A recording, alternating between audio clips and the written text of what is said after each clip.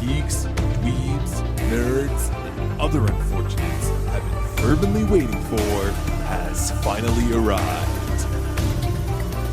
It's time for TMI, Confessionals of the Nerd Kind. And now, your hosts,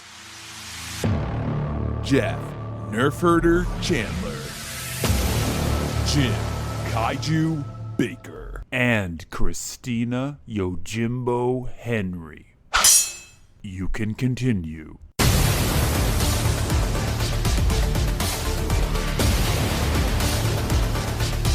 And now, let's get on with the show. Here is TMI. So I almost texted you guys because we saw it, last week. And I almost sent you an all caps text saying, go see it right now before certain things were ruined for you. But it wasn't completely ruined for me, but there were certain things I knew. The trailer teases and ruins a couple things. Well, I didn't watch the trailer. No, I know. But like a year previous to this, you start seeing scuttlebutt, and it's mostly just innuendo and rumor, but some of it turns out to be true. If you put everything out there, you're going to hit a bullseye every once in a while. Ton of speculation, and because it was backed up for so long, and I think that works against this movie, is the expectations, because Ben saw it before I did, and his only response was, I have issues. I'm like, okay, all right, I guess I need to see it so we can talk about it now. So before we start, we should tell our listeners, if you do not want Doctor Strange and the Multiverse of Madness spoiled, please. Yeah, you shouldn't be listening to the show. Please don't listen to this episode. Please go see the movie and then come back and listen, because there's really no way to talk about this. There is no way. And it wouldn't be a fun conversation either if we were tiptoeing on eggshells. No, I give credit to some of these shows that I listen to that try to give an honest review without tearing this down and talking about specific aspects of it. Because you can't even talk about who the villain is if he didn't want to spoil anything. No, because that is another. There's one thing I want to say though before we start. Okay. Of all of the things that happened in this movie, the thing I'm most excited about is John Krasinski as Reed Richards. See, I literally screamed out loud. Son of a bitch, they pulled it off. They did it. They did it. They listened to the fans. Because when WandaVision came out, this was the rumor, right? Yeah, that he was going to be Reed Richards and that Emily Blunt would be Sue Storm. Yep. So I was like, this is it. If he's Reed Richards, she's going to be Sue Storm. Yeah, but again, they were pulling an Andrew Garfield to the extreme, acting like they're all pissed off being asked the question. Right. So I felt like Henry Rollins in the audience. You are a liar, like, pointing at the screen. What else can I do though? They're under NDAs, right? They don't want to ruin it. They don't. But in his interviews, he's like, I don't want to be asked about this as if it's beneath him, So over the past year, I've developed a dislike for this guy because he's just talked down the character. Because he lied to you. Now it's that too, because he lied. He successfully lied. I'm so excited about this casting because it's such good casting. And when the rumor happened, and again, the rumor started during WandaVision because there was the implication on the show that Reed Richards was going to show up. Remember, there was sort of a like, oh, I have a friend who's a scientist. Yeah, remember? Sure. Yeah, when you got Monica. And we were all like, it's going to be Reed Richards. Yeah, and then nothing. Yeah. And I'm so excited about this because even though it was an alternate universe, it's pretty clear that whoever plays the character in one universe plays that character in all the universes. Well, that's not true. That's not true at all. What? You had alternate versions of Captain America. Yeah, but that's not Captain America. She's not Captain America. Well, they did have a Captain Marvel, right? Yeah, that wasn't. Right, but it's still Maria Rambeau. It's not. But it wasn't Carol. But it's not a person who's not Maria Rambeau. Do you understand? It's still Lashana Lynch, who was Maria Rambeau. Well, that's just like Mordor. It's that universe's version. I mean, this is my biggest problem with this movie is the fact that I think, and again, it's on me, expectations. Mm-hmm. we've waited a long time for this movie to come out. You know, we were teased in Loki that the multiverse is this big, huge thing that's going to be life-changing for all these characters with the introduction of Kang the Conqueror. And unfortunately, this was supposed to come out before No Way Home, and it didn't. So we get No Way Home first, and you're like, oh, we got 3 of the same characters sharing the screen together. So now the expectations are like, it's right there in the title. Madness, Multiverse of Madness. It's going to be crazy. We're going to see cameos left and right. You get teased the Professor Xavier in the trailer. They talk about the Illuminati. We know that, well, anybody who reads comic books, at least in our universe, it is Black Bolt, it is Doctor Strange, it is Professor Xavier, it is Reed Richards. So you're expecting these characters to show up. We do get slightly altered versions of them, but I honestly don't think you're ever going to see John Krasinski as this character. I think you will. But this is the idea that Tom Cruise is going to show up is. But I think that there's an understanding that there's a multiverse and that anybody can play it at this point. But I think it would just anger and confuse audiences, and I think that they have to think of that. They've given you John Krasinski. Correct. They've got to carry through it. What I'm saying is there is consistency. Look, Haley Atwell is still Peggy Carter.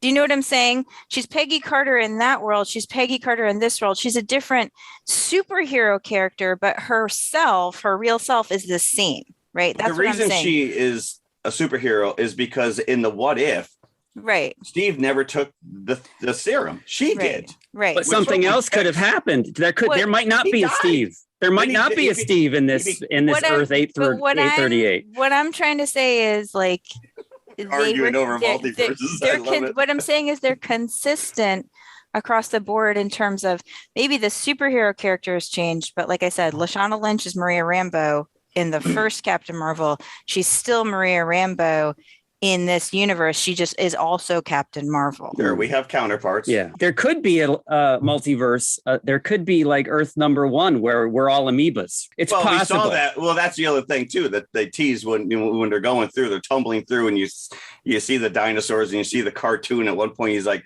"Were we like blobs of paint?"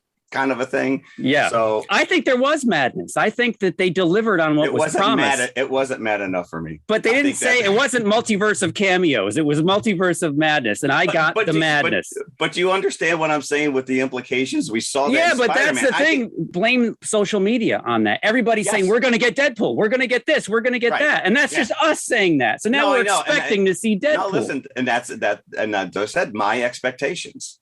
I can't be alone. And again, if this came out before Spider-Man Far From Home, I would have loved it even more because now it builds up. And now when you get to Spider-Man, you get the 3 of them together, it makes more sense. But we got that up front. So now you just wanted them to ramp it up even further. You know, I want to see Chris Evans not only show up as Captain America, but show up as the Human Torch. You have that ability now. They're now basically telling you that all these alternate storylines that exist in the Fox universe are just other Earths. If you had too much, it would be to the detriment of the film. I think you'd be distracted. And some people think the Illuminati was too much if you read some of the scuttlebutt online. I already think it's I want to give credit to Sam Raimi here because he's getting a lot done in 2 hours. Like he's crammed a lot of plot points into like a very short amount of time. That said, I almost want to do like 3 things I liked and 3 things I didn't like, because I feel like there's things I really liked about this movie, and there's things that I was disappointed by because for me, there was not enough emotional resolution for certain characters. Yeah. And this is a much more intimate movie than it's led on to be. And the other thing is, this is the song I've sung before. You guys are going to hear the refrain again. Who are they making this movie for? Because if you have not watched, at the very least, WandaVision, you would the first Doctor Strange, and even Spider-Man No Way Home, Yeah. And Loki, because of the multiverse aspect, like you would be lost. You'd have no idea what's going on in this movie. And but this is the 28th MCU movie. That's par for the course for any of them. But Endgame, Infinity War, builds to these things. What I'm saying is, at this point, they're not doing standalones anymore. There is, and I think that there's a barrier to entry. And I know you guys have heard me say this before. But that's any TV show. Same thing. At some point, people are not going to be like, I don't want to have to watch all this TV and the movies, all this stuff to go. And you know what? I think that this is being borne out because apparently there was a huge drop in ticket sales from the first weekend to the second weekend for this movie. But still, could it have been expectations? But still, I think that's word of mouth. But it's not like we're playing a violin for this movie. It's already done gangbusters, and it's not a disappointment at all. But here's the thing. I think that point is more valid for something like the Batman, where they're trying to reboot it and give a whole new generation. This you're on board with already. They're making it for us. It's the people that have gone to see all these other movies. The reason I think that it's dropped precipitously is that word of mouth. Mike used to be on this show. We were talking about it at work, and he was saying that was just too much. The Professor X getting his neck snapped. He didn't even get his neck snapped. It was much worse than that. But people saying that to each other before anybody else has gotten a chance to see the movie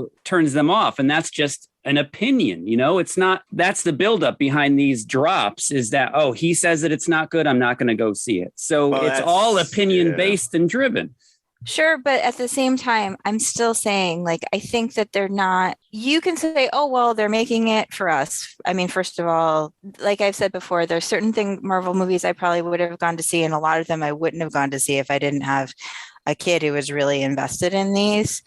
If I did not have a kid who was really invested in these, I might have been going to this movie going, what the heck is going on? Like, what is this other thing they're talking about with Scarlet Witch? Like, if you didn't watch the TV show, you have no idea why she's a villain. Yeah, but you wouldn't know that until you were sitting in the theater. I don't think people, right. I'm sorry, GQ public, but I don't think that they think enough to say, I haven't seen these 10 things, so I'm not going to see that. If they aren't aware of the other 10 things, they're not going to be aware that they should have seen them before they go to see Doctor Strange. But here's the thing. How long is this sustainable? And this is what I keep saying, this is the comic book problem. How long can you sustain this? Well, let's ask that question again for the next movie, because it may, if that's received better, there might not be a drop the second weekend. Here's what I'm going to say in defense of this movie. And to Christina's point, which is, this is like watching the X-Files, where you have this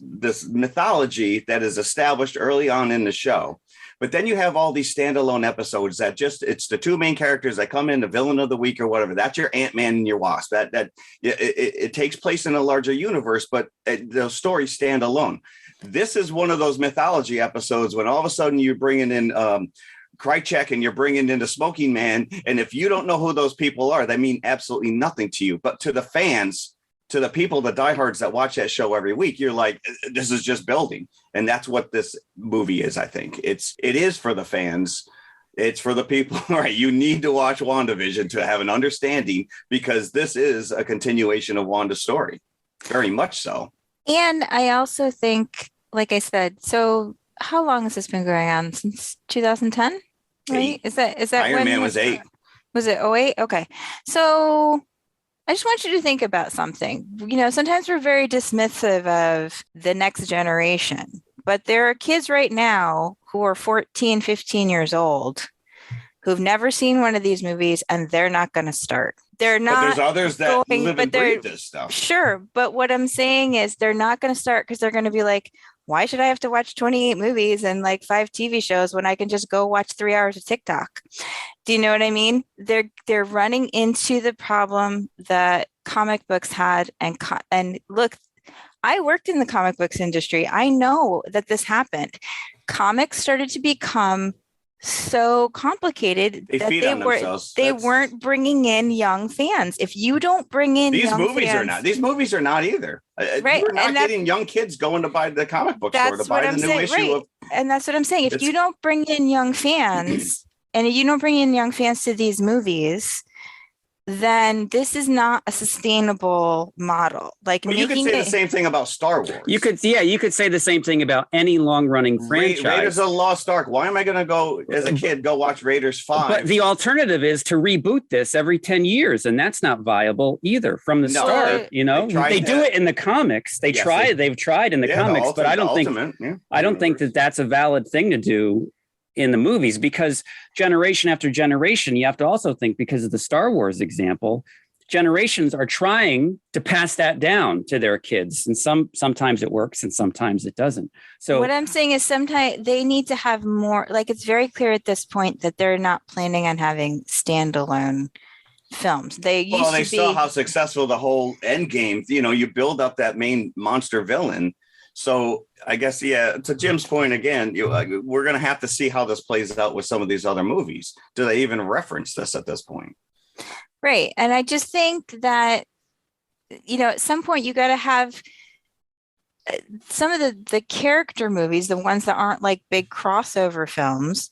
You have to have ways for people to get into this, because you're going to lose viewers. And more importantly, like I said, you're going to shed the next generation of kids who's not going to want to come in and invest in these movies. Like they have like another 5-10 year plan. Like I said, these movies have been going on since 2008. There were kids who were born that year who are never going to see those movies. You also have the ability to see all those movies if you want to. We now live in an age of streaming where all of these movies reside on Disney Plus. Right. But you're also, again, I don't want to get too pedantic here, but what I'm saying is you're making assumptions based on your choices. Like Henry, my son, he goes swimming with a friend of his who's a year older. He keeps saying to him, "Oh, you should watch this show on Disney Plus." And he's like, "Well, we don't have Disney Plus. My mom won't pay for it." That's it, and you could say that's one kid. And I'm just saying, how long is this sustainable? Like I said, I know you guys have heard me sing this song before. Well, I guess again we'll have to just. But I'm sure that kid is secretly saying, when I get my own apartment, Disney Plus is the first thing I'm going to get, and I'm watching all these shows. But just to transition, because I don't want to belabor the point. Okay, go ahead. But to transition to our actual review, talking about kids and generations not caring about what's gone before. My son went to see it with us, and he is 11, and he might be the exception to the rule, but I've had difficulty trying to get him into Marvel movies. Spider-Man is really the only thing that he holds dear until WandaVision. For some reason, he connected with WandaVision. So this was right up his alley. Is he heartbroken though? He was fresh off of Spider-Man, and he's fresh off of WandaVision, so he knew exactly what was going on in this movie without much explanation. So I was grateful that he actually wanted to see it and was engaged by it. Yeah, and it really depends. I think it really depends on how invested your kids want to be. My son reads comics, so he doesn't mind this format where things are all like crossing over and all this stuff. He thinks that this is great, and he's liked these movies since he was a kid because he loves Captain America. So that was one of the first Marvel movies he ever saw. But that was also back when you could just watch a Captain America movie. Like, we didn't have to watch Iron Man for him to watch Captain America. No, but my son doesn't read comic books. He's 20 years old. He was 6 years old when we saw Iron Man in the theater. He makes it. This is required viewing for him and his friends. Mm-hmm. He's already seen this movie twice. But he doesn't read the comics, but he's completely invested in this, and he loves the universe that's being built out, and he understands it. But even that Captain America movie, it's called Captain America: The First Avenger, a prelude to the Avengers. Like, they were setting it up. You got to watch this before you watch the Avengers. So this is, even though that they are standalones, you could watch them. There's still that current going through them. Even those early movies. And the end credits used to always tease like the next step. Now these end credits are kind of throwaway. And we'll get into that one. But Doctor Strange. Let's talk Doctor Strange. Doctor Strange. We're not talking the overall. Sam Raimi. Yeah. This is probably the selling point for me. Taking away all the Marvel stuff, you got to go see the new Sam Raimi movie. And the fact that he's doing Doctor Strange, and I wasn't disappointed. It feels like a Sam Raimi movie. It does. I wanted more Sam Raimi. I felt that there were times where I think production wise, this felt like an extended episode of Doctor Who. And at the end, it was full on Sam Raimi. And if you're going to give me madness, I want it Sam Raimi throughout. I mean, at the end, 100%, but even throughout, I felt like, it's his camera angles. It's the energy of the camera. Yeah. No, and we'll get into it when we talk about The Quick and the Dead, because he's got some very stylistic and very iconic choices that he does in that movie that and again, I watched these literally back to back. So Quick and the Dead is the Sam Raimi, like the Sam very Raimi. Much that only if you watched Evil Dead would you get more Sam Raimi than Quick and the Dead. And there's a lot of Evil Dead references in this, right? Yes. From Bruce Campbell on. Right, I had with to his explain to my son hand. who Bruce Campbell was. I was like, "Oh, Bruce, please flip yourself over, please, right on the sidewalk." Yeah. No, he didn't do it. No, close to it though. Yeah, even if it was a stunt guy, I would have been okay with that if they brought in a stunt guy to do that. But it opens in the multiversal plane. Doctor Strange. He's battling this demonic creature in what you later find out is the gateway in between the multiverses. And he's trying to protect this girl at the same time, who you've not seen before. And this is not our Doctor Strange. He decides that it's better to kill this girl. Take her power. Yeah. Than to let this demon thing get her. And he gets impaled in the process. Her power, and her name is America, she is not from our universe. Her power is the ability to transverse the multiverses. She's like a slider. And they enter our world, which is the current MCU at the very Earth beginning. 616. Earth 616 is our MCU universe. They get sucked into a portal, and then our Doctor Strange, our Stephen Strange, wakes up from a dream. Like, is this a dream? Of course not. Can't be just a dream. I thought that was interesting because she does explain to him that dreams are not dreams. They are actual realities going on. They're windows. They're windows into the multiverse. Yeah, well, if that's the case, I feel really bad for my alternate version that continually misses the school bus and can't remember his locker combination. So, sorry, dude. Yeah, mine has failed miserably in all of his classes because he never knows a test is coming up. Why is it always we're the winners? So then you're thrust into our world, and there's a great battle between Doctor Strange and this octopus creature who's also after America, but it's like in New York, and it interrupts Rachel McAdams' wedding because Stephen Strange is a guest at Christine's wedding. This kind of echoed the starfish fight in Suicide Squad. In Suicide Squad? Yes. And in What If you've been watching What If. See, that's another thing too, which is those are the two things I told that just based on the trailer. I said they're leaning into those what ifs. People just kind of dismiss them. But so this is a big octopus creature with a giant eye in the middle. So this is where you get your first Sam Raimi taste because they pluck out his eye with a light pole. And it looks very similar with all the tendons and everything to the eye that the girl swallows in Evil Dead 2. I'm like, there's Sam Raimi right there. Mm-hmm. I want an eyeball. So I was in with the eyeball. Give me more. Yeah, it does. It has a lot of like Sam Raimi touches. And another friend of mine said this, so I have to give full credit to Josh, who may be listening. They should have disguised Wanda's intent for a longer period of time in this film. Set up like a figurehead kind of a villain. Like to give you the impression that it was something else. Somebody else. Yeah. Because Mephisto? Right, just like we thought in WandaVision, right? Where we're all that was a missed opportunity right there. To see a Sam Raimi version of Mephisto. Again, the John Krasinski, it's like he did it. He did it to Mephisto. Or even Agatha, right? Bring back Agatha. Yeah. I think there was a missed opportunity here. I agree with you, Josh, that they should have, instead of having her be like, oh, well, I guess I'm evil, like right away at the beginning. Yeah. And it's such a disappointment in so many ways. This is one of the things I don't love about this movie. Now, I did read that there were a lot of rewrites and that there were different scripts and that she wasn't the villain at one point. That the script was being written as they went and all this kind of stuff. But it kind of feels that way. But I hate...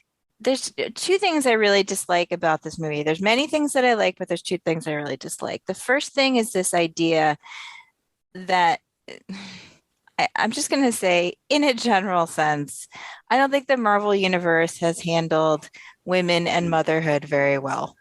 Okay. Well, I thought they did a fantastic job of that in WandaVision. Right, on the show. But then there's this idea okay. She's lost her children, so now she's a monster. Right? Well, here's the thing is it makes sense to me. I totally bought into it because she's possessed or she's influenced by the Darkhold. The Darkhold. The end of WandaVision, she's sitting there floating, listening to her children laugh out in the ether. So she has become the Scarlet Witch and the Darkhold has her. So this is just a continuation of that. Right. It is, but I agree it's disappointing because we've grown to really like and feel sympathy for this character. But you see her in her other version, like what she could be, what she should be. And she's a character who's already experienced a lot of loss. A lot. So, it's like she lost her parents. She lost her twin. She lost her lover. And she's lost these children that she created, right? So it's like, this is a person who's lost everything and now she's a monster. And this is a flaw, I think, in the overall universe where it's like, are the Avengers a team? Because why is nobody reaching out to her? Do you know what I mean? Like, why is she alone? Yeah. Well, you can ask that about everything. Like if there's a kaiju battle, where are the other Avengers while this is happening? Why is it just Moon Knight that's dealing with this? Like there don't seem to be like actual relationships in the Avengers outside of like fighting stuff together. They're just coworkers. And that I think is a problem, I think, overall for this series because it doesn't really make sense. Well, that makes sense because when you look at the relationship between Vision and Wanda, he's the only one that reached out to her. But except she was really close to Hawkeye, if you remember. And Cap. He had his own remember show Cap stood behind her during the accident that she had at the beginning of Civil War. So I think that like this is a flaw because it's showing like that she's just become this isolated person and like nobody has come in to help her. Like she exiled herself at the end of WandaVision. And she's being cloaked by the Darkhold. You see that she's created this entire fantasy around her, which Strange kind of sees through. He's like, oh, that smells real. She's like, what do you mean? It is real. But it's not. I mean, maybe they're looking for her and we just don't see it. Maybe it's off screen. But that doesn't make sense. There's a lot of stuff in this you have to connect those dots. You have to. So the other thing that I didn't like is that because of the way they established this movie, the storyline with Mordo from the first Doctor Strange film is still floating out there. Because the Mordo that we know does not make an appearance in this movie. No. It's never resolved. No. Like it's just like this thing that's out there somewhere. Well, Doctor Strange will return, so maybe Mordo will return as well, even though Clea is gonna, I'm sure, take up a lot of his time in the next movie. Clea. I was excited to see Chiwetel Ejiofor again. I love him as a performer, and then I was like, oh, so that's not the Mordo that. Well, as we said, this has gone through a lot of changes, right? So the original director, I think his name's Derrickson. Yeah, Scott Derrickson was committed to this. He was going to direct the sequel for several years. And then, creative differences came up and then he was out. Maybe it didn't have to do with the multiverse at all. His original idea for the sequel. Now, I was always disappointed that they didn't tie Spider-Man and they seemingly didn't tie this in directly to the events of Loki. That was a passing reference that they shot well after the fact. But I read an article where Feige has said something to the fact that this is taking place because of the events in Loki, because the Kang character that's killed in Loki, because he is killed, he wouldn't have allowed any of this to happen. And this is why this is happening. He is the gatekeeper. So this America Chavez character shouldn't even exist then, because that's our sole power is traveling between. Or she shouldn't have been stung by the bee. Maybe Kang would have stopped that particular version of Kang, because that sets her off. I think they're Sneetches, by the way. If you notice those stars, that's the name of her race, is the Sneetches. I like it. America Chavez as a character, I think, who's underdeveloped. She's kind of a cipher throughout, an object that she's the MacGuffin. She's a plot device. Yeah, she's the Maltese Falcon. Yeah, which is very unfortunate because she's a cool character in the comics. Even though I love all the Sam Raimi touches in this, in some weird way, this movie feels underwritten and there's not, like I said, not enough emotional resolution for the characters. And I would have also liked to have seen, I'm hoping that Wanda's not actually dead. I would have liked to have seen that at the end credit. Yeah. I would like to know that they don't have the Star Wars solution for everything, which is like in Star Wars, it's like if you're evil, you must die. Like you can never be redeemed. You can, which is but give it a chance. This is only one movie. I think it would have negated the power of her sacrifice just to show her alive at the end credit sequence. I don't want to be placated and have the pacifier put in my mouth at the end of the movie. Oh, she's okay. I'm okay now. I did. That's not what I mean. I'm talking about like there needs to be a path for redemption. Like this idea that like if you've done something bad that you can come back from it in some way. I read and watch a lot of Japanese comics and anime. You guys know that. And in Japanese comics, you would be shocked probably to find out how many seemingly unredeemable villains are redeemed. Like there always is some kind of path back. And I find myself becoming very tired of this binary where it's like, well, if you've done something bad, you must destroy yourself, or someone must kill you. Well, again, maybe she'll come back. It only just happened. And that was the climax of this particular movie. But that is where, the comic book aspect comes in, because like when John Byrne killed off Jean Grey, he killed her off to be dead. And then he leaves the book, and a couple of years later, someone says, well, I'm going to write her back in. So at this point, you got to know, writing for a comic book that goes on for hundreds and hundreds and hundreds of issues, somebody may mess with this in 10 years time. Oh, you got to make peace with that. But if this is the story you want to tell, at the end of it, you can walk away and say, that's the story I told. It's up to you. You want to bring her back, you bring her back. You want to redeem her, you go ahead. That's now on you to make that happen. I'm saying from a storytelling point of view in the films, and in the Marvel series overall, I just would like to see the idea that obviously I never believe that any character is really dead in a comic book film because of comics. Because in comics, everybody always comes back. But again, you also got 60 years of history, so sure. Yeah. And she has, I think, expended the villain card. So if she is to come back, it will be as a redeemed character. I'm willing to bet on that she wouldn't come back as a villain. There's no way that they would do that again, because of the self-sacrifice that she made at the end. It wouldn't make sense. I was excited to see Wanda Gore Martin, because that plays big in the reveal of Wanda and Pietro being Magneto's children in the comics, but that did not pay off. We did not get an Ian McKellen. So why isn't there a Vision in one of these alternate realities? If they're the kids, why isn't there a Vision that she can find as well? Right. She's always a single mom. Yeah. Like with the way it's shown, she's always like by herself with the kids. Yeah. I think Vision is too busy testifying for Captain Jack Sparrow to be involved in this. Wow. But so messages. The other big question I have is, you've got the Darkhold, you can dream walk and become this character. And Strange has a point. What are you going to do? Go in and kill you? Right. What do you think that the kids are going to think of you? If that, and that's exactly how it plays out. We saw exactly what they thought of her. You're a monster. You can just dream walk and be her, be that woman, and just be in like your own fugue state for the rest of your life in this reality. And really dashes my dreams of a young Avengers movie at this point. These poor kids. I don't want to deal with any of it.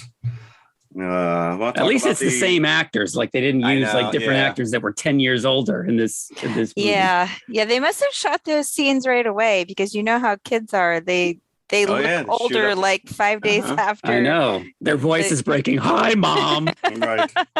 You're a bad guy.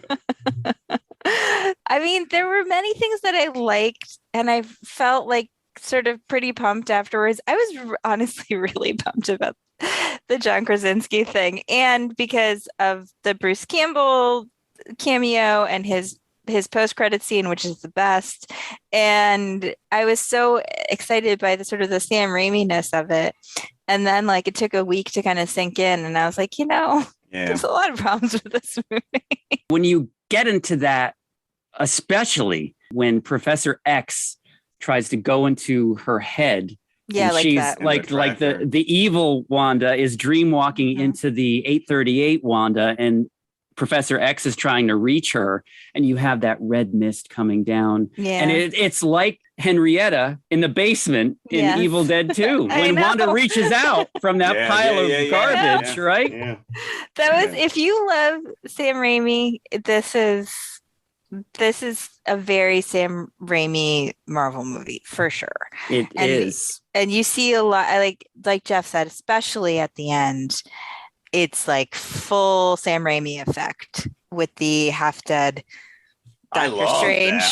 We get live action Marvel zombies. And this is the first Marvel to basically be released as a horror. I think I wanted to see a little bit more of that. The one thing we have not talked about, and I was completely blown away by, is the score. I was so enamored with this, and it wasn't until the end credit that I realized it was Danny Elfman. And I'm like, who did of course, his Spider-Man movies? Correct. Yeah. But it really stuck out to me during this, and I will be seeking it out. But yet it's revealed very early on that Wanda is actually controlling the two demons that we saw at the beginning of the movie going after America because she wants America in order to jump through the multiverses to get her kids back. And that she sees America as a means to that end. So it is unrelenting. She is on their tail throughout the entire thing. It is more a Wanda story, more so than Doctor Strange, in my eyes. Yeah, I mean, he does get that little bit of resolution with Christine, but this is the other thing, like that whole relationship and the way it is in the first movie, like it's not Rachel McAdams' fault. This is a very bland character. Like there's just nothing there. And I was just like, I don't really care about this resolution because I didn't really you don't really get enough of her to see why he's in love with her. You know what I mean? Or why she even cared about him. Or why she cared about him. Like it's not like it's a nothing relationship. And I was like, okay, I'm glad for you that he's you're fixated. Yeah. You know, I'm glad that he had that emotional resolution. And I was also really glad, actually. First of all, I always want more Wong. There always seems to be not enough Wong for me in any film. And if there was going to be more of him, it would be in this one, right? So because he is the Sorcerer Supreme. And Strange has been blipped for 5 years. But I was glad to see Strange acknowledge him in a sincere way. I really was happy about that. Not in like a jokey, like we all know who the real Sorcerer Supreme is, right? I liked that he acknowledged like who he is and that they are friends and that is a meaningful connection to him, because it's nice to see some sincerity sometimes. You don't just want everything to be like, oh, well, you know, like everything's a joke. That was nice. But like Jeff said, I do think this is sort of like, it's sort of a secretly emotional movie, but they didn't get to the full impact of that emotion, I think, because the movie's weirdly underwritten. It's too busy being a chase movie. And that's why I loved it so much, because it just was unrelenting to me. The camouflage attack at the beginning, it's like right out of Lord of the Rings. They're all fortifying, and she apparently, to me, kills everybody in there, but they're all, you know, some serious damage, but they're all back at the end. It's like, where did you get all these people? They were all dead. They were all hiding. We had an extra cow guy in the back. We just brought him out. I did love the fact, you know, we go back to this Illuminati stuff. You know, the Krasinski thing was spectacular. But you're bringing back the actor who played Black Bolt in the Inhumans TV show, Anson Mount, which I never watched. No, I don't think anybody watched that. Did you watch it, Jeff? I did watch it, and I thought it was better than what was being laid out there. So. But the Inhumans are, you know, they're right up there with the Eternals. It's a hard nut to crack for me, for you to care about some of these characters. You know, obviously, Wanda lays waste to these characters. And I love during these scenes, her blackened fingers. Yeah. I just love that little touch. Yeah, that little touch. And the blood running down her forehead as she's attacking the Illuminati. It was right out of a horror movie, that scene especially. It's like she puts Reed Richards through a shredder, and his head like a little balloon. Oh, well, that was a Black Bolt. I was actually all he's got to do is open his mouth. What mouth? I was surprised to an extent at how much gore Sam Raimi was able to get away with in a PG-13 movie. Because that Reed Richards, I'm talking about the rating. It's supposed to be for, for families. They say 13-year-olds, but 10-year-olds are in this movie. But this was my same argument about the Batman, which was like, oh, that was on another level. I think Strange is a bit more accessible to a kid than the Batman would be. Well, I've told the story before, which was in Spider-Man 2, which Raimi also directed. Right. That scene where Dr. Octopus's arms are killing all the surgeons. The kid next to me, and he was a little kid. Dad, this is scaring me. Dad, I don't like this. Yeah. Shut up. Watch the movie. I'm like, that kid's still in therapy. No, do your due diligence as a parent. I'm just saying, you think Marvel movie, you think comics, you think PG-13 rating, like it's probably family friendly. But I'm just surprised at how much gore he was able to get away with in this film. And I'm sure part of it was the length of time that they show it. I was convinced that she snapped Professor X's neck, and I didn't realize until I read online that she actually rips his head open, but it's so quick you don't see it. Right. Can I just say I was tickled beyond belief when Xavier comes out. And again, it was ruined in the trailer, but he comes out and they're playing the X-Men animated theme song, because that is in the actual movies, he does not use that yellow wheelchair. That's straight out of the cartoon. So I love that I was giddy with it, to be honest with you, because that is coming back. Great to see Haley Atwell again. Yes. Yeah, this just makes you sad that they didn't follow up with more Agent Carter. She is a great character. Cut in half by her own shield. Well, at least they didn't show that. Yeah, that could have been a good Darth Maul moment, actually. Just her have her. She does kind of fall over, but you don't see her top half exiting from her bottom half. Right, yeah, right. That was the big, and you got 4 of them or 5 of them cameos all at once. But no Deadpool, alas. No Deadpool. I think that's probably good. It would have changed the tone. It definitely would have. I don't see how they would have pulled that off. Unless he shows up in the end credit and just be like, "Hey, what's going on?" With Bruce Campbell, that would have been cool. That would have been cool. The movie ends with Wanda's self-sacrifice and America training as a sorcerer in Kamar-Taj, and I love that scene because it's a callback to the fight between Strange and Mads Mikkelsen in the first movie, where Strange is not knowing what he's doing yet. He picks up an object in the sanctum and Mikkelsen says, "You don't know how to use that, do you?"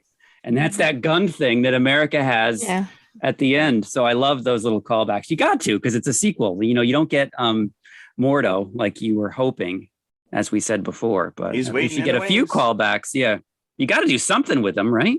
Yeah. Yeah, you can't set that up and not follow through. And I don't know how much of it was CG and how much of it wasn't, but you got to think that Cumberbatch was having fun as the zombie at the end. Yeah, that was pretty spot on, though. It was fun to watch, and it was genius when you realize what he was about to do. I did like that aspect of it. I did. But again, not enough Wong for me. They're just. To be honest, I'm surprised they didn't kill Wong just to put him back in the Sorcerer Supreme role. That would be terrible. It would have been terrible because Wong is a very important character in this story arc. Because he is the Sorcerer Supreme. I just would have liked to have seen more of him being super powerful. Being the Sorcerer Supreme.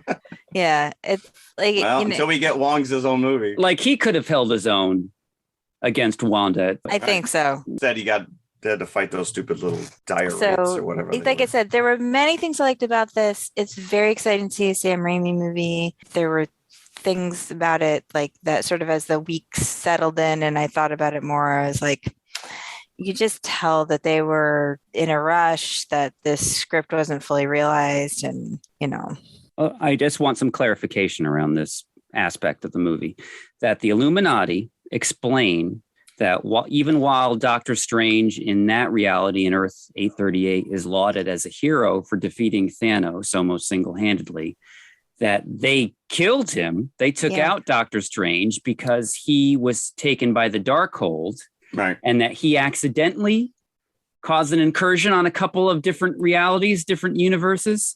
So when we go into like a destroyed universe a few minutes later, is this one of the universes that Strange destroyed, or is it just another one? Yeah. I think they actually referred to it as an incursion. That was my take, although I was distracted by the sight of the Delta 88. Ah, yes. Floating in the air there. Yeah. I started hitting my husband. I was like, the Delta 88, the Delta 88. He's like, what? And then like it was gone. It's gone. By the time he realized it was there.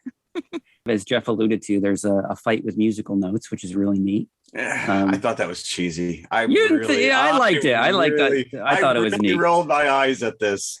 It was, I don't know. Maybe it was just the late night, but this Strange also has the all-seeing third eye. Yeah, this is interesting that he acquires this by the end of the movie. Because at the very end, you see him walking down the street and he falls to his knees in pain. And then the third eye opens. You're like, is he turning evil? You don't know what's going on at this point. And then suddenly you get that other scene with Charlize Theron and he's fine with the third eye. Are we just, anybody wants to be in a Marvel movie, they can be now?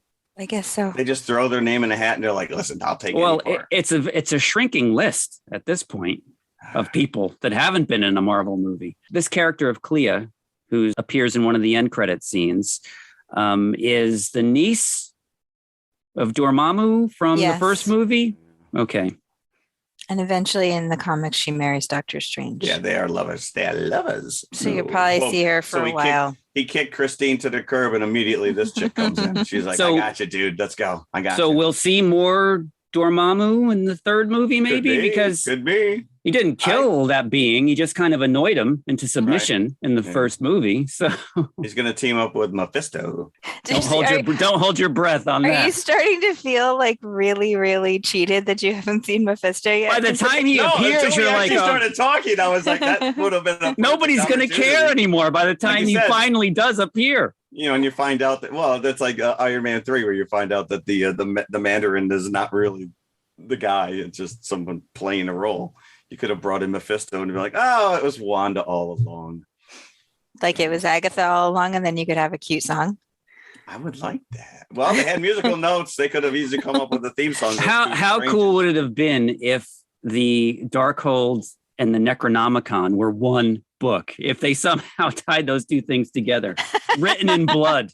I would have loved a backstory of the Darkhold at the beginning. Maybe not necessarily the Necronomicon, but like write it in blood, on the pages. I was gonna say then you'd have to establish that Pizza Papa is actually Ash. That he's not just a Pizza Papa. He punches himself and all of a sudden turns into a chainsaw. Mm-hmm. And probably the best post credit sequence ever since Captain America did his PSA. In Homecoming. Exactly what. Just to see him. It really was. It was completely Evil Dead 2, the possessed hand, antics, and it was just so exciting. It's like it just makes you want to go home and watch Evil Dead 2. Like I said, I had to explain to my son who Bruce Campbell was, and that cameo, that little end credit that you sit through the whole credit was like a complete and utter waste for him. He was like, it was so stupid. Like what the? I'm like, well, you know what my son said? My son said that was for the old people. I was like, yes. But he got it too, though, so don't go too far. He only gets it because his parents make him watch old horror movies. Yeah. I will tell you, on my trip yesterday, I was doing homework for next week's show. So the Necrocomicon and the Necromancer, the name of the horse that Charlie writes in the book. Jeff, you just accidentally hit on something there. The Necrocomicon. Necrocomicon. That is a missed opportunity for any kind of a horror convention, or someone's already on that. Someone has to have nailed that already. Necrocomicon. Yeah, well, that was. All right, I may be premature, but are we into the bucket section of our review of Doctor Strange? Yeah, go ahead. This is going to be tough because some aspects you want to add some buckets, some aspects you want to take away some buckets. Agreed. You guys got to go. I'm not. Nobody wants to go first. Nobody wants to go first. All right, I'll go first. I'm going to say 3 1/4. I enjoyed this when I was watching it. On retrospect, there were a few things that bothered me, but I love the Sam Raimi energy of it. And I hope that Sam Raimi sticks around and is able to do something with a good script. He did not want to do this after the backlash from Spider-Man 3. He did not want to do another.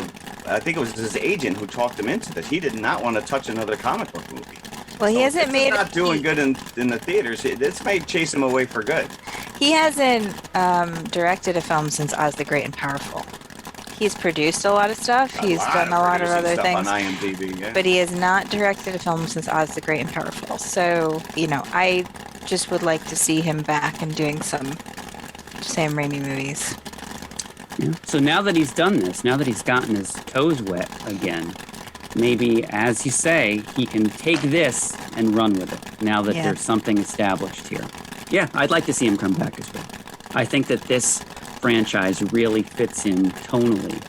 I agree. I'm going to go 3 3/4. Wow. I love the Raimi aspect, and I love that unrelenting aspect of it as well. And we haven't talked about this yet. So, 3 3/4 is my buckets, but I was just about to say I didn't love it like I did Spider-Man, but bringing that into this, Strange says that he's had experience with the multiverse because there was this thing with Spider-Man. Yeah, the throwaway line. Now, he also does not know that Peter Parker is Spider-Man. The spell that he does at the end, he makes himself forget. So how does he even know that something happened with the multiverse with Spider-Man? You can still remember the Spider-Man, just not the Peter Parker. It's too hard to think about. It's...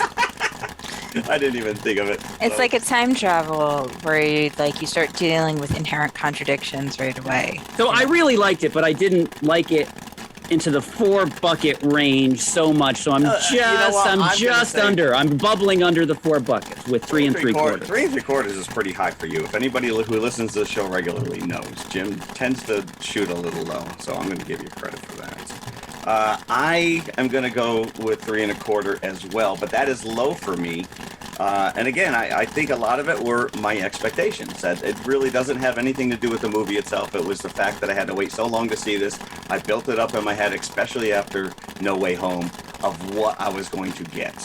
So I actually wanted to open up by referring to this as the multiverse of madness. But 3 1/4. 3 1/4. Recommendation, I think. We're not telling people not to go see it. We're not. Yeah. You know what? People go and decide for yourself. Absolutely. I think we say that every week. Yeah. I hope that no one is sitting here going, well, Jim didn't like it, so I'm not going to go. And I think especially if anybody at all holds a Sam Raimi film dear, be it Evil Dead or Spider-Man or whatever, do yourself a favor and go see this because you're going to get that flavor. Yeah. I promise you. Ooh, money back? No. Okay. And you do get that lovely Danny Elfman score. So that is Multiverse of Madness. Boy, we waited a hell of a long time for that movie. And now it's over. It is over. But we are not done with Sam Raimi. Raimi-thon? Raimi-thon. Let's go to the concession stand and we'll come right back and we're going to keep talking about him and the quick and the dead. Good evening. It's intermission time. And during the next 10 minutes, we invite you to visit our refreshment stand located in the center of the drive-in. Our service is friendly and quick. You'll find hot dogs, hamburgers, pizza, your favorite candies, hot and cold beverages, and other delicious snacks. So add to your fun of watching the movie. Visit our refreshment stand right now during our 10-minute intermission. We're glad to have you with us tonight, and we hope you'll come to see us often. It's great to get out to the movies. Okay, we're back, and we are talking Sam Raimi's 1995 Western, The Quick and the Dead, released early on in 1995 in February. And I was well-versed by this time in all things Raimi. And I saw this opening weekend, I remember, in the theater, and I loved it. The Western genre is not something that I seek out, but throw some Raimi in there, and I was all in. And like we said before, I don't think you can get much more Raimi than this movie. Yeah, it's real interesting. I also saw this when it opened. I own this on DVD. So like before, even Blu-rays came out, like I bought this. Yep. As you guys both know, I do love Westerns, but this is like a plus Western for me because it's a Sam Raimi movie. Right off the top, I want to say this is a movie that didn't do well when it first came out. Like, people didn't get it. I think. Well, there was a glut of Westerns around that time too. One of the interesting things is I think there's been like a real sort of revisionist attitude towards this movie in recent years. How can you not be? Because everybody that's in it, well, not everybody, but the main players were not major stars or box office draws when this came out, but they became Russell Crowe and Leonardo DiCaprio, or the two that I'm thinking. Like we can either credit or blame Sharon Stone for that. She was a co-producer, and she actually had a lot to do with the casting decisions because Multiverse of Madness came out. One of these websites that does like lists of things, right? And they ranked all the Sam Raimi movies, according to them, from worst to best. And they put Quick and the Dead at number 5. And the only movies that were above it were Drag Me to Hell, Spider-Man 2, and the first 2 Evil Dead films. You see, I would put this probably at number 3. 3. Yeah, it was. Very stylized. It is very much. It feels like a Sam Raimi movie, like very much like the only Sam Raimi movie is to me Evil Dead 2. Which is like the epitome of the Sam Raimi sensibility. Mm-hmm. But you get so much of his personality in this movie. And again, the cast is amazing. All this, even just supporting players, right? Keith David, Lance Henriksen, even Robert Blossom, who we just saw in Christine. As LeBay. Yeah. And you forget that he's also the kindly old man from Home Alone. Man in Home Alone. This was his last role, by the way. Yeah.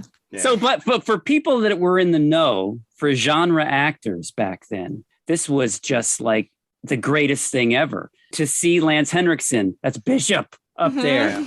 To see Keith David, there's Childs up there, and talking to your fellow audience members who are like, shut up, why are you so excited? Yeah, Tobin Bell shows up in this. Tobin Bell, that's another, from retrospective. Even like Gary Sinise in like this tiny part. Oh, I know. Like but he was Lieutenant Dan at that point, to be fair. He was probably one of the bigger names in the movie when this came out.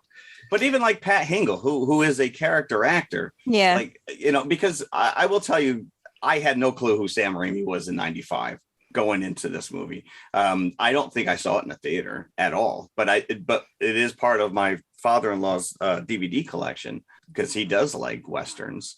It's a Western, but it's not. And you're like, what the hell am I watching here? Like, if you're invested in that genre, it is a little jarring, but watching it now, it is like eating a friggin' yummy peanut butter and jelly sandwich. It is like I enjoyed the hell out of this. The whole tournament aspect of it, it's like put the Cannonball Run in the Old West. I was gonna say this is like the worst episode of America's Got Talent. It's like, all right, we're just gonna kill each other until there's only one left. Like, we haven't even talked Gene Hackman yet, who is a great heavy that guy. No, you want to see this guy go down big time. Well, it's interesting because Sam Raimi said he wanted this to be like an homage to spaghetti westerns, and that's obvious because Sharon Stone's character is very much spaghetti once in there. Like Sharon Stone's character is very much in the Clint Eastwood model. Man with no name, yeah. She's just the lady, she doesn't have a name, and ladies in the contest. But yeah, right. I don't think we even heard her name until 3/4 of the way through the movie. For me, it was really interesting to see this think about this in the continuity of Westerns, because I saw a little bit of Silverado's DNA in this, because I felt like Gene Hackman's character was quite a lot like Brian Dennehy, especially to his relationship with Russell Crowe, which was very similar to Brian Dennehy's relationship to Kevin Kline in Silverado, where he's trying to like lure him back into the criminal fold. I really felt, because we just watched Harder They Fall recently, I was like, someone in Harder They Fall loves this movie, because I saw so many aspects of, like, especially the climax of Harder They Fall in this movie. Down that to is like another very stylized. Down to like, everything's exploding and like the money is flying through the middle of the town, and there were a lot of aspects. I'm still convinced there's only one Western town set and everyone just shoots there. So why does Herod even want to live in this town? He gets 50 cents off the dollar. Like, who's spending the dollar in this town? He's not. And I read somewhere that the prize money, $123,000, that's like millions in today's money. 3.2 equal to where's he getting that money? $1 million. And why isn't somebody not just taking it? Yeah, just take the chest. I don't have to kill anybody. I'm just gonna steal the chest. Just knock off Horace, the bartender, and I got it. This is the great thing. You've got, also Rands in the competition. During the first round of the tournament, you've got to take out all the no names, right? So you've got your B-level actors, and then you've got your main actors left. So you get rid of the no names. Then you've got your Ace Hanlon. Then you've got the character that Keith David plays. What was his name? Sergeant Cantrell. Right? Cantrell. So, and he's the guy that's been hired by the townspeople to come and take out Gene Hackman. So they're all like praying for him when it's time for. Yeah. How'd that work out? They call it a fight. I'm going to fight you at 12 o'clock. Then of course you got Leo, who's nothing but likable in this. Such a great, because he's coming off. This is pre-Titanic, as you mentioned last episode. It's after What's Eating Gilbert Grape, though, correct? And it's even before Basketball Diaries, which came out later that same year. He's an absolute baby in this. Yeah, it's like if a wind came through, it would blow him away. But like you said, he's so likable. He is just like, you just want to like wrap this kid up and be like, let's go have some milk. He's like 12. He was a teenager. Yeah. And as we said, Sharon Stone made it possible for him to be in the movie. I read that David Arquette was considered for the kid, but Sharon Stone wanted Leo paid his salary out of her pocket for him to be in the movie. There you go. He's still sending their residuals. This is my opportunity to talk about how great I think Sharon Stone is, just in general. I always thought she was an actress who had a huge star quality, and I always loved seeing her, even just in random things. I remember watching her on some awards show. I don't remember which one it was. And for some reason, they couldn't open the envelope. She was supposed to be presenting an award, and they couldn't open she was with some co-presenter. The co-presenter couldn't get the envelope open. And she just started kind of riffing, and she was like, let's all put our use our psychic powers, but she just sort of covered the moment really well. I remember just thinking, she really has something here. And she definitely sort of got an unfair reputation, I think, for being difficult because she was upset about the shot that was used in Basic Instinct, which, was not. You need some seriously high resolution television in order to see any of that. And it's like, whatever. And her biography actually came out recently. So she's been telling a lot of stories about stuff that has happened. Yeah, I'm sure people are not happy with that. But I think she's great. She's really the only female character in this movie, and she completely holds her own. Oh, I agree. Like you mentioned, the old Clint Eastwood movies. She comes into town and she seems very full of herself. And you realize pretty quickly she doesn't. There's one time where I'm like, I really feel like that's the first time she's ever killed somebody. Like you see that come across her face. Yeah, she's very vulnerable. You see that strength is a shell. And through the flashbacks, you realize why she's there and what she's really after. She plays this so close to the vest, but yeah, that those facial kind of come across that she is very vulnerable. Yeah, and she's very restrained as well in this performance. So talking about Clint Eastwood comparisons. So she's always in the background observing everything, like in the saloon scenes and everything else. She's clocking everything that's going on. And then you learn she's only there to take out Gene Hackman. Just not only the Leo thing, but, she brought Russell Crowe into it, much to the chagrin of the studio because he was not a name at that time, and also brought Sam Raimi on. That she wouldn't do it unless he directed because she loved Army of Darkness. And that's the reason I like her alone. That's crazy, though, to watch that movie and be like, all right, this guy's going to direct my next Western. It's like, okay. She saw his potential. The potential. Yeah. She saw, and that's what we were talking about, Sam Raimi camera angles and things like that. there's this, so much of this has his style stamped on it. Oh yeah, from the beginning, because one of the first scenes is when Tobin Bell is firing at her, and you see that camera angle down the barrel of his shotgun, which is right from Army of Darkness, Evil Dead 2. And just from that onwards is you get full on Sam Raimi. So if you were an Evil Dead fan, you were given what you wanted to come see. But even to take that to the very next scene, he shoots her, she drops from the horse, and he thinks he kills her. And then she stands up, and you see that the bullet had gone through the brim of her hat. How, I have no idea.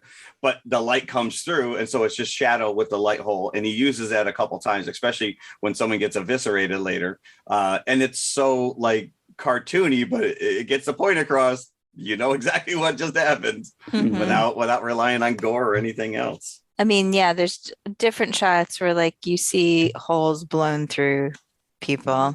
Again, just sort of like he likes to use these really kind of wonky angles, where he shoots very far up, where like he's shooting from the ground and you see something up, or you see something from very far above and come. Yeah, there's a lot of forced perspectives. It is very comic booky. Like if you're staging this for a comic book, you have to start thinking of it with camera angles, because just two people talking back and forth, he does those zooms, and the zooming track where he's pulling in as the camera is moving forward to get the character coming forward, but the background is pulling away, is so effective in this, because it really is just a lot of people standing around staring at each other waiting to shoot. It's really disorienting when he does that. If somebody sees this for the first time in '95, not knowing who this guy is or what's going on, you're like, what the hell am I looking at? What am I would love to know technically how he does that, how he achieves those shots where he's got like somebody standing still in the foreground and it looks like the background is moving. That's a tracking shot. So basically what you're doing is you're pushing the camera forward while pulling the lens back. So it distorts. You see, I would probably know that if they bothered to put any special features on the Blu-ray that I have. It's just like the DVD from 1999. It's like, it's got a trailer and that's it, is the Blu-ray. Yeah. I will say this is on Netflix, by the way, if anybody wants to check this out. I think most of the background information I know about this was because when I saw Bruce Campbell, one of the times I saw Bruce Campbell live, he talked a little bit about this movie. And it was then that I learned the story about how the Delta 88 chassis is in this movie in one of the wagons. Oh, I didn't pick up on it. I didn't see it. Well, it's it's just there because I should have looked because for it, yeah. Sam Raimi just doesn't feel right unless his Delta 88 is in a movie. Bruce Campbell has strongly implied that Sam lost his virginity in that car, and that's why it has to be in every single movie. And of course, Bruce Campbell was in this, but his scenes got cut. I was gonna say it's funny that he's talking about this since he's not in it, but he's in the credits as the wedding shemp. So unfortunately. Where's Wedding Mo and Wedding Larry?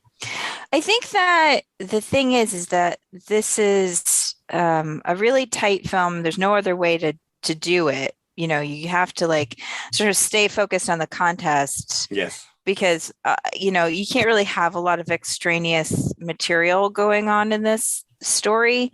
Anything else that just would have started to make it feel like it was meandering around, I think. Yeah, I think you're exactly right, because you have to really pay attention to these characters. So you're invested each time one of them has a fight, So whether it's Scar, because you want to see him taken out because, he's just fresh from prison or what have you, and he knocks down the blind kid's wares, or if it's Ace Hanlon, who is just a phony, or it's Cantrell, who's got something else going on because the townspeople have paid him.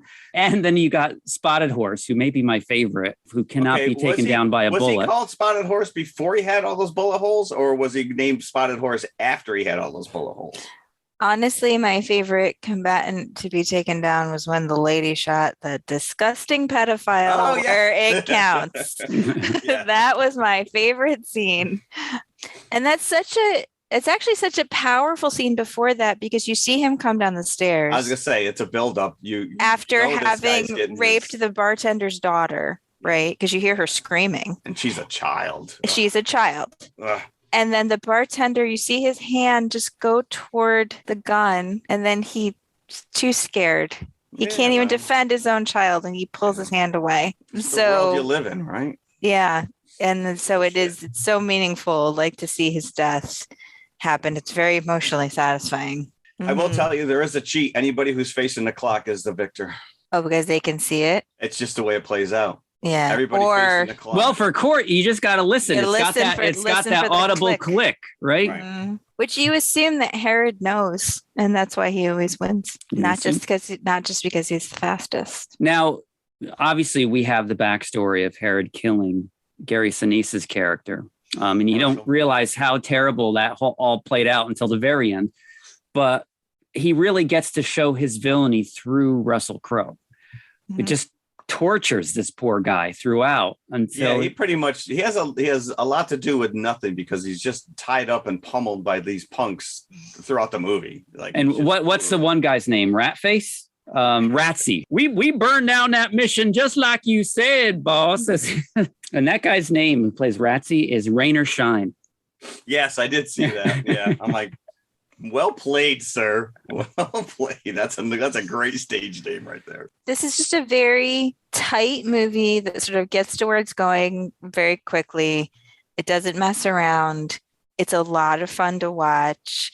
If any of our listeners have never seen this, it's on Netflix. If you have a Netflix subscription, it's completely worth your time. It's an hour and a half long, or a little over an hour and a half. It gets in there and it stays tight, and it gets to the conclusion. And I think it's a lot of fun to watch. It is. It's great fun. Yeah. And I was reading, and you have to do this, is that Raimi really tried to differentiate all the different fights in the movie because he realized there's going to be a ton of them, right? So you don't just want the same thing played out over and over and over again. So you have the character of Ace, who Hackman is calling him out as a phony. He's like, "Oh, you killed those twins? Like, I killed those twins." And then he shoots him through the hands. And then you see all the scavengers come and just... Yeah, I thought that was funny, though, because he always had an ace in a hole, and now he has a hole in the ace. Full credit to Leonardo DiCaprio. The scene where Herod shoots him, he's his own son, and he's crying because he doesn't want to die. Like, again, it's like this really sort of unexpected note of pathos in the middle of this film. Sam Raimi, he does comedic scenes really well, but I think he does do drama really well. He knows how to linger long enough to have the scene take an effect. Again, going back to Multiverse of Madness, this is why I feel like, it didn't quite have that emotional resolution that I know that Sam Raimi can do. Yeah. Well, and like you said, it's like, give all the credit to Leo for that scene as well, because he really just he's reaching out for Hackman, as his last breath. But after you've seen this a few times, he has a little bit of pathos, Herod himself, because throughout the movie, he's trying to get the kid to get out of the contest. To not be a part. He's like, you proved your point. Yeah. Like, step down. There's no shame in it. Step down right now. And then even in the very first thing he says, what are the odds on the kid? When he whispers. And I read that Hackman didn't want to say that line because maybe he misinterpreted it like he was scared of the kid, but he's concerned for the kid. That's the way that I read that scene. I think he had respect for him. And yet he still shot him in the stomach. Yeah. It's like, listen, I love you, son, but then again, the kid shot him in the neck, so he probably wasn't. It was a reflex. Aiming, he wasn't able to aim because he shot him in the neck at the same time. So I think maybe the kid was a little bit faster. I really did want to see Ellen in court, Kylo Ren, Rey just take everybody down, kind of a thing, but that didn't play out. No, because Court didn't want to fight. No, I know. But you feel like he's being backed into a corner. Yeah. But I love that scene with the Court has to fight Spotted Horse. Mm-hmm. He shoots him down and then he gets up again like a zombie and he doesn't have another bullet. He's like, give me a bullet, give me a bullet, give me a bullet. Talk about a Sam Raimi scene. The kid finally finds the bullet. Slow motion. Yeah. You're following the bullet as it goes. Yeah. Mm-hmm. I'm sure we're all aware that there was a love scene between Sharon Stone and Russell Crowe, which made it into international cuts of the movie. Yeah, that's interesting. It would be nice if the Blu-ray had that, but it doesn't. But they decided not for, content, but that it didn't fit in the movie. So for the US version, they cut it. And I think that it's absolutely right. I think that there needs to be that distance between them. or it lessens both of their characters. Yes, I agree. So then it's not just a romantic relationship. And also, like I said before, this movie sort of gets on its track and it stays there, moves very quickly toward the end, and anything else is sort of a tonal and a pacing distraction. I think that a love scene would have completely stopped the momentum of this film. I'm curious what the original ending was, because apparently Joss Whedon came in and fixed it. Yeah, that was when he was a script doctor. Right. So maybe that's where they decided to cut the love scene and just kind of trim it down. But I also read that they had some rewrites that were done by John Sayles. This is funny. Which they totally threw out in the end. Yeah. And it was like it was like a completely different movie, and it ended up pushing the runtime to like 2.5 hours. And then they hired more back, and then they were like, just forget that. They just threw all the rewrites away. John Sayles, by the way, directed one of my favorite Westerns of all time, which is Lone Star, an outstanding movie. But yeah, apparently the studio was unhappy with Simon Moore, who wrote the script, and they wanted to change. So Sayles came in, and as you said, what he wrote would have been 2.5 hours long. So they get rid of him and bring Moore back. Can you shorten this up? All he did was remove what Sayles added, and then they loved it again. So wait, they wanted less of Moore? Thank you. I'm out. I don't know what else there is to say, really, except that this is a super fun movie. It is a fun movie. It is a very fun, engaging, like you said, it's lean, it gets in, gets out, very cathartic, good guy wins, revenge has been had. Good guy wins, town is destroyed. Yeah. Yeah. Well, right. That's every Western, right? Well, there's a one point where they're celebrating the Day of the Dead or whatever, and these guys are in the saloon and they're just shooting into the air. And I'm like, what about all those prostitutes upstairs? How many of those are you killing every time you shoot into the ceiling? Women aren't thought very much of in this town. No. Speaking of Hackman, he actually slapped Sharon Stone. It was unscripted. So she looks honest to goodness startled and angry. It was so funny because when we were watching it this time, my husband said she packed her angry eyes. That's great. Because she looks really mad in that moment when she has some monkey chow. Well, for the monkeys, of course. Raimi beat himself up about the box office failure of this. It cost $35 million to make. It made 47 back at the box office, so it wasn't a bomb, but didn't do as well as the studio had hoped. And he beat himself up because he was saying that I should really change with the material. That's what he brings to his own movie. That's what people want to see. So yeah, and this is what I don't get with these Marvel movies where they'll bring in these named directors and then be unhappy with the direction that it's going and then replace them. And we've heard it numerous times. It's like, you're hiring this person because of their vision. Just let it play out. It's interesting because I think the only director who's really gotten away with it is Taika Waititi. Yeah, well, we'll see with Love and Thunder. I feel like he's the only director who's really been like, this is my movie and I'm going to make this movie as weird as I want it to be. I'm willing to give him a pass on several levels, Mr. Waititi. So you do what you want and I will be happy. Damn straight. Yeah. But what I'm saying is it's weird because we know Edgar Wright had to leave Ant-Man because he couldn't make it sort of like an Edgar Wright movie. But Taika Waititi seems to be the only director who's really gotten away with making the movie like his movie, Yeah. Which is weird because I think at the time, Wright actually had a little more cachet. Yeah. You're hiring this guy because of his unique vision. Let him play it out. And that's why I was glad to see Sam Raimi's flair in Doctor Strange, because, you're always worried that it's just going to turn into like a workaday product, right? Where it just looks like a generic. That's undistinguishable. That's undistinguishable. No, like I said, I my one complaint issue was that I wanted to see more of it. Like you wonder, studio execs, how much fingers are in this pie at the end of the day. I'm always amazed that movies are even made. I mean, Quick and the Dead only cost $35 million because a lot of times these movies that are, built on sets and, you're in a location, it's clearly like, a set that's out in the middle of nowhere. They can like the cost balloon very quickly, especially when you have a lot of big special effects scenes. So I feel like this again is sort of credit to like the low budget horror director who can sort of figure out how to make a lot out of Corman, a little. Which is right. Don't give me a big budget. Give me limitations so I can work with the best of my ability with what I got. And as the executive producer and Sharon Stone insisting that Raimi come on as director, that's what she wanted for this movie, was his vision. Yeah.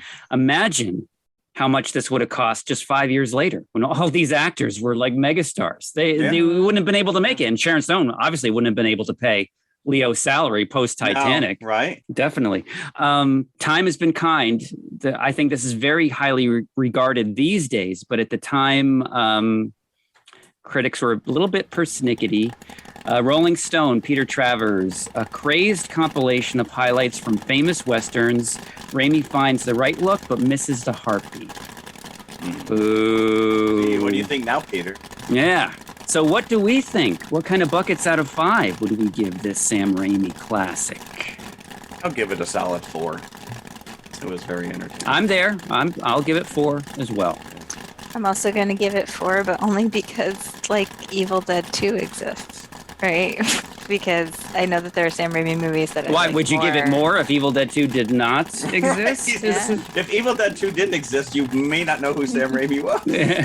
Maybe I would because I watch Westerns. That could be. Or you could be like, what the hell am I watching? But then again, if Evil Dead... Why they hired this guy? If Evil Dead didn't exist, Sharon Stone wouldn't want him. You see, it's all... It's true. You need one for the other. But I do think, in the pantheon of Sam Raimi films, this is definitely up there. I think it's more accessible than some of his other ones that are a little more esoteric in nature, especially like Army of Darkness and some of that stuff, which is... I think Army of Darkness is completely accessible. For me, it's like Evil Dead. It just depends on how much you want to watch, like vomiting. Which is stabbing people with pencils. Yeah. Oh man! First time I ever saw that movie, by the way, was in a theater in college, and it was a Russian. It was the original Evil Dead you're talking about. Yeah. Okay. Yeah. The crowd was no Evil Dead. I mean, Evil Dead is Evil Dead, and obviously it's brilliant, especially considering how long it took them to make it. But Evil Dead 2 is actually a better movie, I think. Sam Raimi. All the way. Quick and the Dead. Really enjoyed this episode. Someday we'll do The Gift, I think. That's on Netflix as well. Mm-hmm. Or A Simple Plan. Have you guys ever done Simple Plan? No. Dark Man, we've never done. Oh, you know what? Dark Man. You guys have never done Dark Man? No. That would have been perfect. That would have been good as well. Well, pairing with Doctor Strange. Yeah, probably would have because it's more of a superhero type movie. But I just wanted a chance to get this underrated Sam Raimi movie out there. Deservedly so. And we have. Yep, so do you want to go through what else we did this week? Anything of note from you? You might as well go because I had to dig deep. I kind of was busy this week. So way back a few months ago, I mentioned that I saw Mamoru Hosada's new movie Belle on the big screen. Oh, yes. And it is now... by the time this episode comes out, it'll be available on streaming to rent. It was available on streaming 2 weeks ago to buy, and I bought it 3.5 seconds after it came out.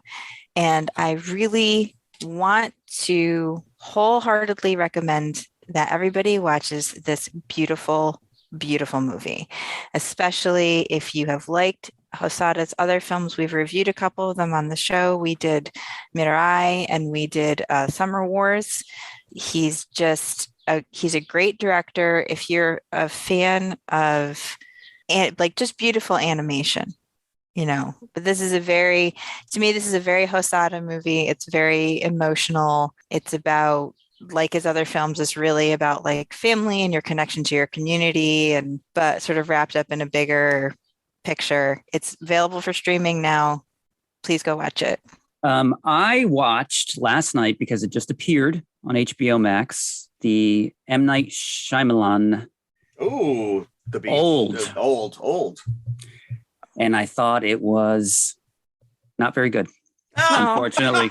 Oh, see, now I was hoping you were going to say good because my son told me, "Hey, Mom, this movie's on HBO now. I still am going to find myself watching it though, just so I can make up my own. It's like, how can I say this in a nice way? It's not very good. It's one of these that when you get to the reveal, the conceit, it does not hold up under scrutiny. And he's one of these, I said before that I would give Taika Waititi a pass for anything. And that includes starring in his own movies. Jojo Rabbit would not be the same without Taika Waititi in front of the camera. When Shyamalan is doing the same thing, it is a complete distraction to me. And he does it here, and it's in a relatively big part. And oh, really? Yeah.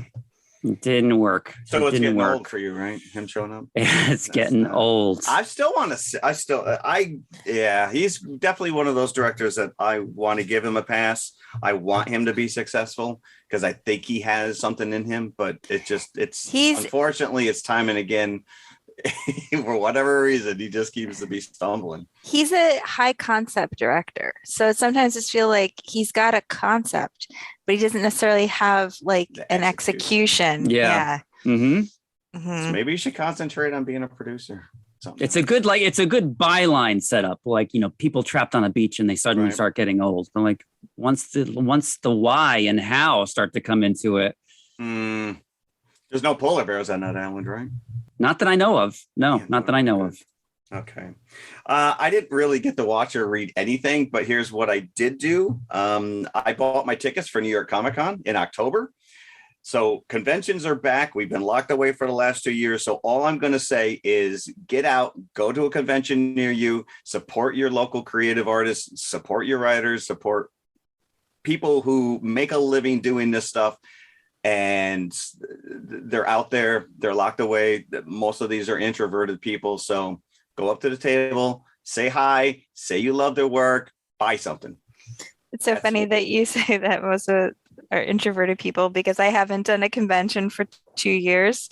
And I was just thinking about it. I was like, it's so exhausting. My fans, I love you. I'd love to meet you, but it is like, as an introverted person, it is so hard sometimes to like make myself go and like do a panel and then do a signing and talk to people. And when I'm like, I just want to go home. So go support Christine. I haven't done a convention where I'm actually at a table in quite some time, but I'm seeing it now. A lot of my creative people are back out there, and people are rude. People are not nice. If you don't like someone's artwork, don't stand there and argue. That's mean. So or try to ask why they're justifying a price. This is what people do for a living. They are being creative. Yeah. My mama has told me if you just don't say anything. And then people come up to me at signings who want me to sign their books who like have critiques about things they've read. Well, you drew that? You're charging? It's like, hi, I'm a person. Also, I know it's very frustrating. But again, we've all been locked away for so long, and I think we kind of forgot how to be nice to each other, to interact with each other. And be appreciative on both ends. Yes. Oh, I'll add something quickly to what else did we do? I saw a headline, and we didn't have any news at the top of the show, so this would have fallen under that category. But the headline was guest, and this is because I subscribe to a few Disney blogs, so whenever there's a headline about Disney, I usually see it on all my feeds, Google or Twitter or what have you. The headline was guest tries to bring meth to Epcot. Now, I misread this as guest tries to bring math to Epcot. Only one vowel off. I'm like, the security guard, just no calculus in Epcot. Please leave or leave this at the front gate. Meth makes more sense. Meth makes more sense as a big deal. Does that make the rides better? Meth? I don't have experience, so I wouldn't. I don't know. Should Disney start selling meth? Like they should just brand it like Mickey meth or something, and off you go. So what are we doing next week? Did you finish Firestarter? Did I? Well, I have another week to finish it. I've got about 100 pages left, so I would hope that I'll be done by that. Did you listen to the audio? I did. Yeah. 18 hours in the car, baby. Yeah. I downloaded the audio. I also listened to the audio for this go around. So what we are doing next week is another book club episode. This is really kismet because we are able to do a book club and a new movie in the same show. So what we're doing is Stephen King's Firestarter. There's a new version out with Zac Efron. Zac Efron is in Zac this? Efron. I know absolutely nothing about this new remake. And we're also doing the old version. We're talking about? Yeah, I can't. We can't not talk about that. I feel like you have to because you would just end up comparing it to the old movie anyway. I know. So yeah.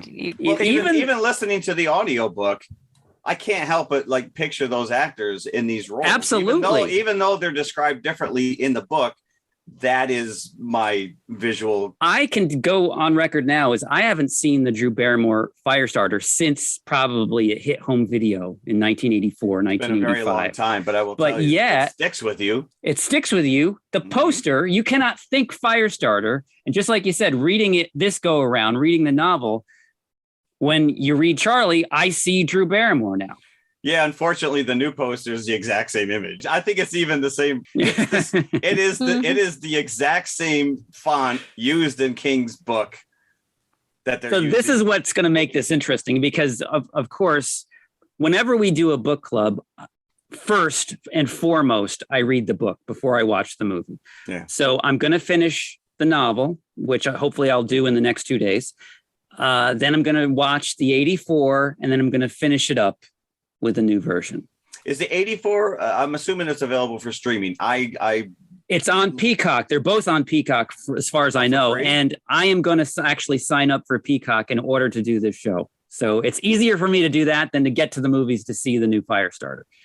Oh, I was talking. And you might get Peacock depending on your cable subscription. Depending, I'm going to have to investigate. Yeah, because I found out that I get premium for free because I'm an Xfinity customer. Okay, nice. Okay.